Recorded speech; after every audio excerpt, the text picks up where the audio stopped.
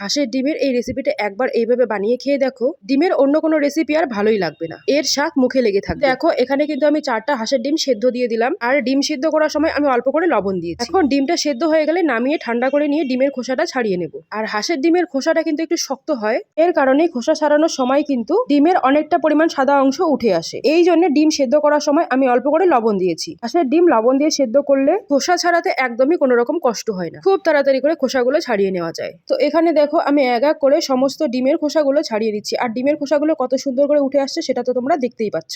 এখন যেটা করতে হবে, ডিমের খোসাগুলো ছাড়ানো হয়ে গেলে একটা ডিমকে 2 ভাগে ভাগ করে নিতে হবে।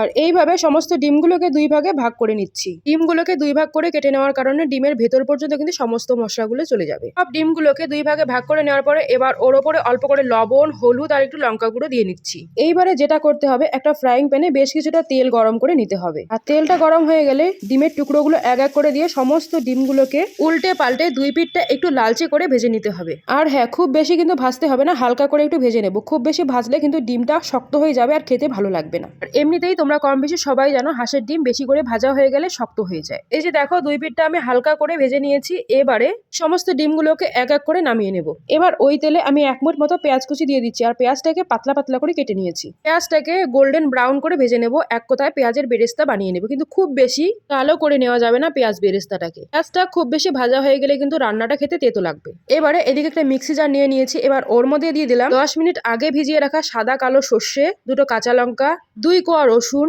1 টুকরো আদা আর পোস্ত। এবারে অল্প অল্প জল দিয়ে সর্ষে পোস্তটাকে খুব মিহি করে বেটে নিতে হবে। আর এদিকে দেখো একটা টিফিন বাটিতে সমস্ত ভাজা ডিমগুলোকে আমি দিয়ে দিয়েছি। এবার ডিমের ওপরে দিয়ে দিলাম সর্ষে পোস্ত বাটা, অল্প করে জল, লবণ, হলুদ, খুব সামান্য চিনি।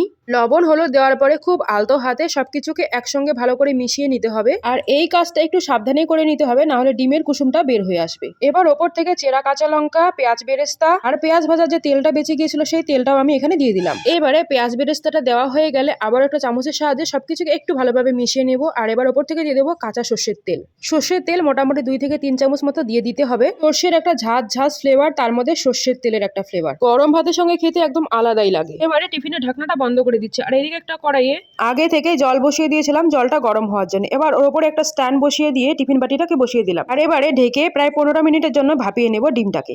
না 15 মিনিট ডিমগুলো ভাপিয়ে নেওয়ার পরে এবার ডিমটাকে নামিয়ে নিচ্ছি। এই যে দেখো ডিমের কালারটা তোমরা শুধু একবার দেখো, গরম ভাতের সঙ্গে এই 1 টুকরো ডিম আর একটু ঝোল দিয়ে কিন্তু 1 থালা ভাত খেয়ে নেওয়া যাবে। তো হাঁসের ডিম তো তোমরা প্রায় অনেকভাবেই খেয়েছো, তো এইভাবে একবার বানিয়ে খেয়ে দেখবে, সত্যি বলছি অসাধারণ লাগে খেতে। তো এইভাবে একবার বানিয়ে অবশ্যই কিন্তু আমাকে কমেন্ট করে জানাতে ভুলবে না। আর রেসিপি ভালো লাগলে একটা লাইক, কমেন্ট, শেয়ার করে দিয়ে আমার পেজটিকে ফলো করে দিও।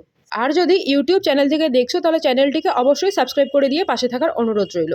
আজকের মতো আমি তো চললাম, দেখা হচ্ছে আর একটা নতুন ভিডিওর সঙ্গে। তো তোমাদের কেমন কেমন রেসিপি দেখতে ভালো লাগে সেটা আমাকে কমেন্ট করে জানিও।